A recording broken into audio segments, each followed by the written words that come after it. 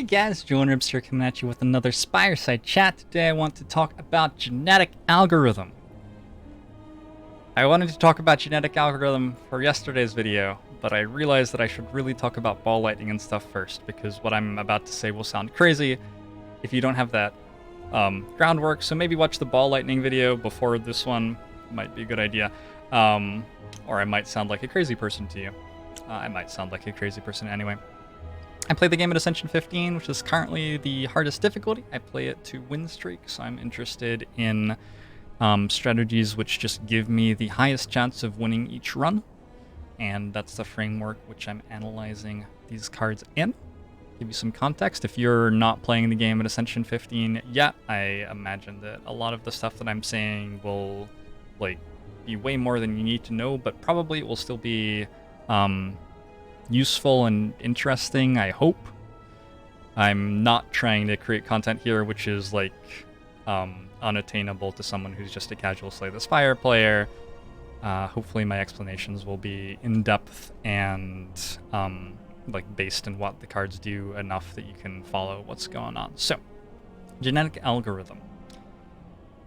Gain 1 block. When played, permanently increase this card's block by 2 and exhaust.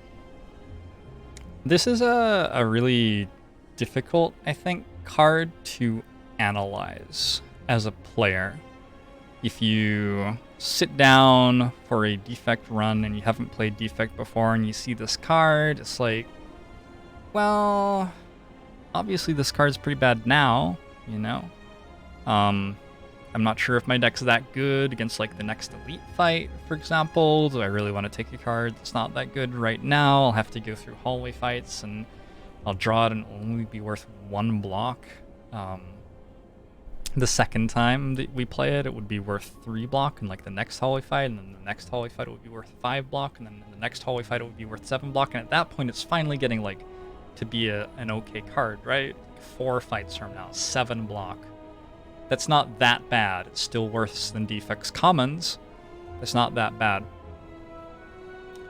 And yeah, for a long time, that was how I was approaching analyzing genetic algorithm. I was thinking this card's sort of weird. I'm not super comfortable in the fights that are coming up. I might prefer to take something that's good right now or even skip. And then later on in the run, when I'm halfway through Act 2, this card's not going to have time to scale up. It seems unnecessary to take it and have a bad card in the deck at the moment. Why bother, sort of thing. That's generally how I was thinking about genetic algorithm before. These days, I'll pick a genetic algorithm over most anything except a really strong damage source early on in Act 1. Maybe not over a defragment. There are a good number of cards that I would pick over it, but it's a very, very, very high up on my list in terms of card power and desirability. And I've picked genetic algorithms all the way into Act 2 with 2 floors to go before an elite fight. I think a lot of what goes into deciding when you're picking genetic algorithm or not is getting really confident with understanding how your deck lines up against the fights that you're about to be in, and having, strong certainty that you can beat up the fight you're about to go to and stuff, and genetic algorithm can get stronger.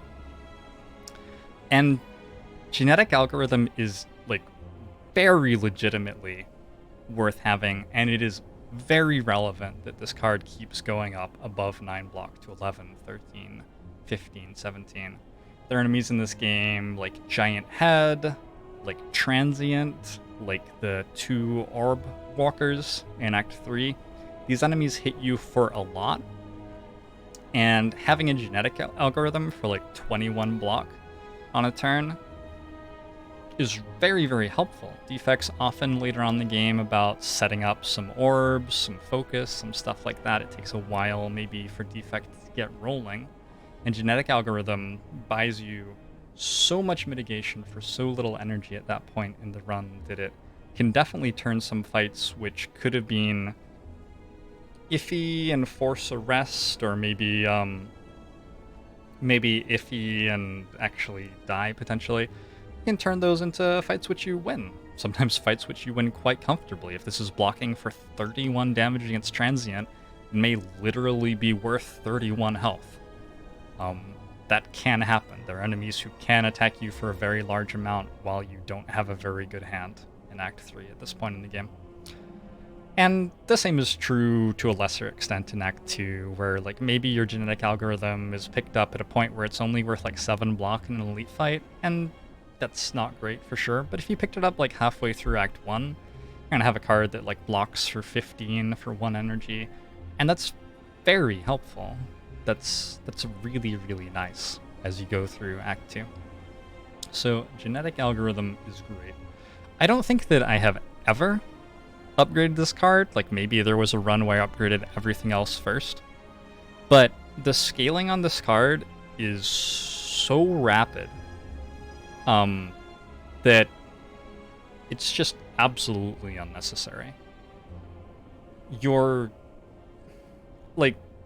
The truth is that enemies in this game attack you usually for somewhere in like the 20 to 30 damage range is where you're looking at as you get into like Act 3, into some of the nastier hallway fights in the game. And some enemies will hit you for even 30 to 40 damage if you're talking about boss fights or elite fights.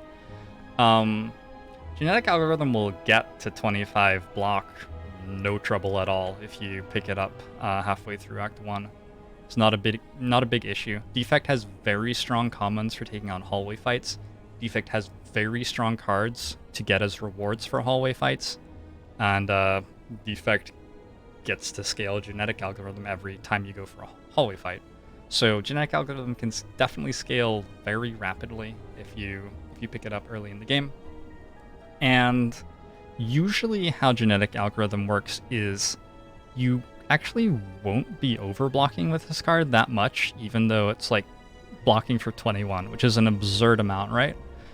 But Defect will very commonly have like a good amount of card draw, or some cards which deploy orbs, or some powers which improve the deck as the fight goes on. And facing down 20 to 25 damage in a hallway fight in Act 3, you get to play those cards instead of more blocks. You play genetic algorithm and those cards. So you're actually getting good value out of that 20-something block. But the upgrade has always seemed very unnecessary to me. My upgrades on Defect typically go toward cards which are like helping me win the fights right now. That's more what I'm interested in with upgrades, because I have very rarely found scaling into late game to be all that relevant as a like lost condition. It seems very easy to manage. So yeah, I have taken genetic algorithm walking up to an Act 2 elite fight just because like I had the electrodynamics available in my deck to make Gremlin Leader a pretty easy fight, and I was feeling confident about the deck, and I just wanted some scaling and some security as the run went on, and genetic algorithm provided that. I've definitely taken genetic algorithm early on in the game over some pretty good cards, because I just looked at my deck that I've drafted so far and been like, yeah, this deck can handle hallway fights right now. Let's get a card that's blocking for 15 plus damage in Act 2 into the deck, and there it goes. Genetic algorithm is immensely powerful. If you look at the card, it's obvious that it's immensely powerful, but it wasn't until I really started focusing on building strong early game Defect decks with high impact cards added to them that I started feeling really comfortable picking up genetic algorithm, and more and more started realizing that these strong focused early game decks are enabling me to get all of the tools that I could ever require to, defeat the hardest possible Act 2 and the hardest possible Act 3, and pick up the scaling required for boss fights, or even scaling that's fast enough to beat elite fights who need AoE damage if I happen not to find AoE damage for them, or things like that. Genetic algorithm. I get really excited when I see genetic algorithm now, and it's weird because I remember 10 years ago or something, as a gamer, I was I was once upon a time the guy who was like, oh yeah, play the card that gives you the incremental advantage over the next 5 turns or whatever. It will be really slow, but eventually it will be worth it. And that's very much what genetic algorithm sort of is. It's the card that you play and it gives you incremental advantage, and then like 5, 10 floors from now it's finally worth having picked up. But genetic algorithm's like legitimately really good. It's...